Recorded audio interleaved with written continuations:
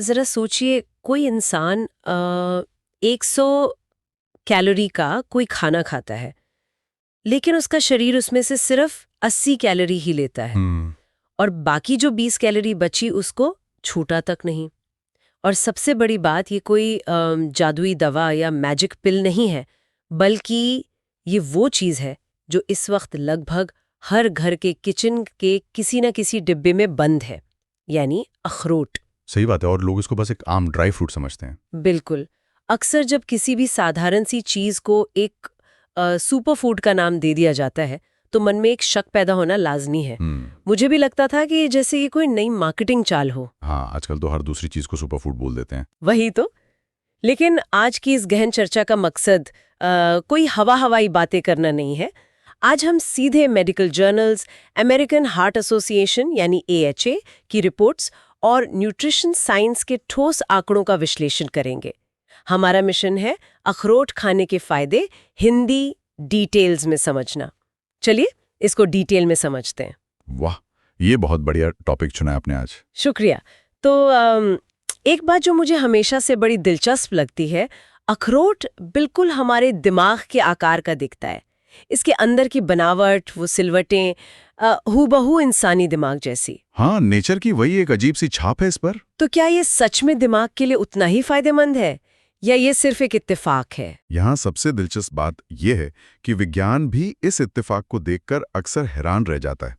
इस चर्चा में हम सिर्फ फायदों का गुणगान नहीं करने वाले हैं, हम अखरोट खाने का सही तरीका और इसके ज्यादा सेवन से होने वाले साइड इफेक्ट्स का भी पूरा सच समझेंगे। तो चलिए इसी दिमाग वाली बात से शुरुआत करते हैं।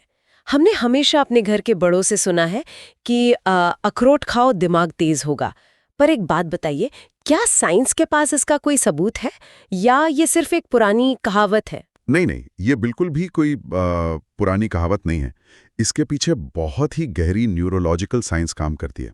अगर हम इसे गहराई से देखें तो उम्र बढ़ने के साथ हमारे दिमाग में दो सबसे खतरनाक चीजें होती हैं। अच्छा, वो क्या है? पहला है ऑक्सीडेटिव स्ट्रेस और दूसरा है न्यूरो इन्फ्लेमेशन, यानी दिमाग की नसों में होने वाली सूजन।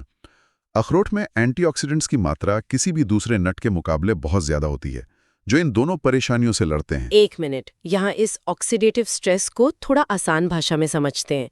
मतलब क्या हम इसे ऐसे समझ सकते हैं कि जैसे लोहे पर हवा और नमी की वजह से जंग लग जाता है? हाँ हाँ, बिल्कुल। तो वैसे ही उम्र और खराब लाइफस्टाइल के साथ दिमाग की कोशिकाओं का जंग खाना ही ऑक्सीडेटिव स्ट्रेस है। एकदम सटीक उदाहरण है ये। कोशिकाएं जब एनर्जी बनाती हैं तो कुछ फ्री रेडिकल्स पीछे छूट जाते हैं। ये फ्री रेडिकल्स दिमाग रूपी इंजन में जंग का काम करते हैं। एंटीऑक्सीडेंट्स उस जंग को साफ करते हैं। और जो बात सबसे ज्यादा चौंकाने वाली है वो ये कि अखरोट के ऊपर जो पतला सा भूरे रंग का छिलका होता है ना, वो थोड़ा सा कड़वा सा जो लगता है। हाँ, वही जिसे लोग अक्सर कड़वा समझकर हटाना चाहते हैं, असल में 90% एंटीऑक्सीडेंट्स उसी छिलके में होते हैं। ओह वाह! मतलब वो जो हल्की सी कड़वाहट होती है वही असल दवा है। पर ये एंटीऑक्सीडेंट्स दिमाग के अंदर जाते हैं तो और क्या करते हैं? सिर्फ जंग साफ करते हैं या कुछ और भी? ये दिमाग को एक बहुत ही खतरनाक प्रोटीन से बचाते हैं, जिसे एमिलॉइड बीटा कहा जाता है। Amyloid beta? हाँ, अल्जाइमर्स जैसी भूलने की जो भयानक बीमारी होती है, उसका सबसे बड़ा कारण यही प्रोटीन है। ये दिमाग के न्यूरॉन्स के बीच जमा होकर एक तरह का जाला बना देता है। जैसे स्पाइडर का जाला होता है? हाँ, वैसा ही कुछ, जिसे साइंस में प्लैक कहते हैं। जब ये जाला बन जाता है तो दिमाग के एक हिस्से से दूसरे हिस्से तक जाने वाले सिग्नल्स रुक जाते हैं। रिसर्च दिखाती है कि अखरोट ये जाले बनने से रोकती है। इसके अलावा पार्किंसंस और डिप्रेशन में भी ये काफी फायदेमंद है। ये तो वाकई में एक रक्षा कवच जैसा है। पर देखिए, दिमाग की कार्यक्षमता सिर्फ बीमारियों से बचने पर तो निर्भर नहीं करती ना? बिल्कुल नहीं। एक स्वस्थ दिमाग के लिए सबसे जरूरी चीज है नींद। मैं पढ़ रही थी एक नई रिसर्च के बारे में, जहां 8 हफ्ते तक रात के खाने में 40 ग्राम अखरोट खाने से यूरिन में एक सेकंड, क्या नाम था उसका? 6 सल्फा टॉक्सी मेलेटोनिन या 6 SMT कहते हैं उसको। हाँ, वही 6 SMT, उसका लेवल बढ़ गया था। तो ये 6 SMT आखिर है क्या, और इसका नींद से क्या रिश्ता है? ये बड़ा जरूरी सवाल है। जो 6 SMT नापा गया ना, वो असल में मेलेटोनिन का एक बाय प्रोडक्ट है। और मेलेटोनिन वही हार्मोन है जो हमारी बॉडी की बायोलॉजिकल घड़ी को कंट्रोल करता है। बॉडी को बताता है कि भाई अब रात हो गई है, सो जाओ। सही। अखरोट की खास बात यह है कि इसमें प्राकृतिक रूप से ट्रिप्टोफैन और मेलाटोनिन दोनों होते हैं। ट्रिप्टोफैन बॉडी में जाकर सेरोटोनिन बनता है और वही सेरोटोनिन रात को मेलाटोनिन बन जाता है। Wait, really? तो मतलब अखरोट बॉडी को वो कच्चा माल दे रहा है जिससे नींद का हार्मोन बनता है? एकदम सही समझिए आप। और इससे होता क्या है कि स्लीप लेटेंसी यानी बिस्तर पर लेटकर नींद आने में जो समय लगता है वो कम हो जाता है। नींद की क्वालिटी बेहतर होती है, दिन में आने वाली थकान कम होती है। ये तो बहुत ही बढ़िया चीज़ है उनके लिए जो नींद की गोलियां लेते हैं। खैर, अगर नींद ठीक है तो बॉडी का जो असली इंजन है यानी हमारा दिल, वो कैसे पीछे रह सकता है? बिल्कुल, अच्छी नींद सीधे तौर पर हमारे दिल को प्रभावित करती है। पर यहाँ मुझे एक बहुत बड़ा विरोधाभास नजर आता है। अखरोट में लगभग 65% फैट होता है और आमतौर पे फैट को तो दिल का दुश्मन माना जाता है ना? लोगों का यही मानना है। तो एक इतना फैटी नट दिल की रक्षा कैसे कर सकता है?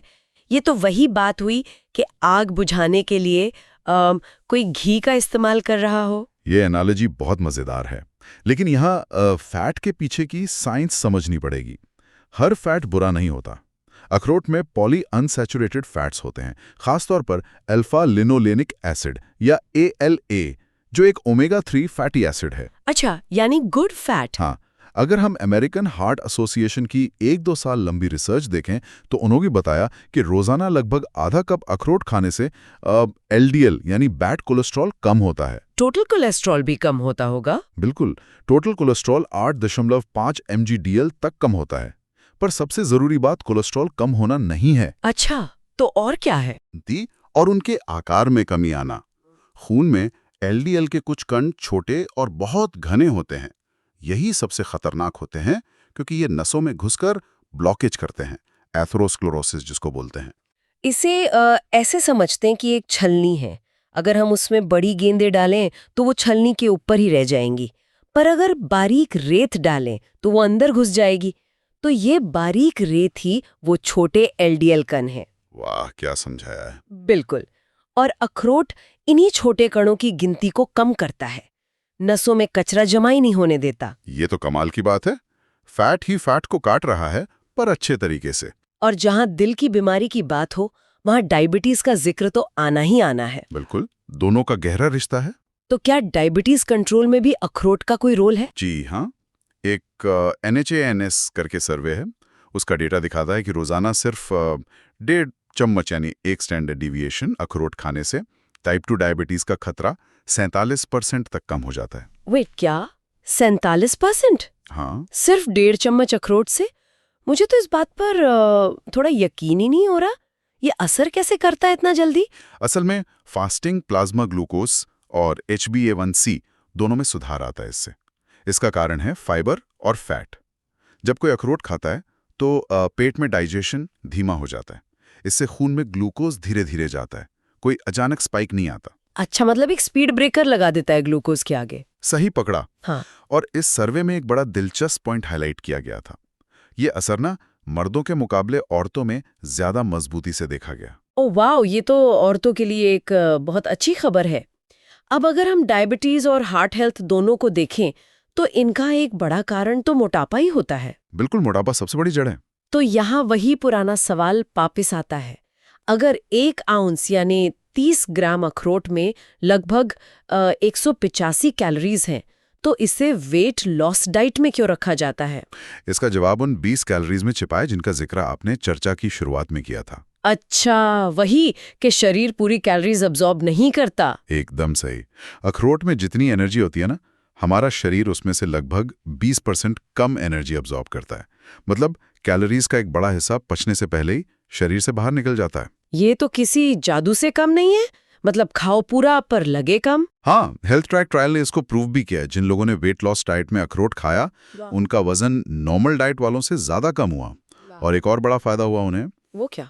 अखरोट खाने वालों ने अपने आप ही जंक फूड खाना कम कर दिया और फल ज्यादा खाएं।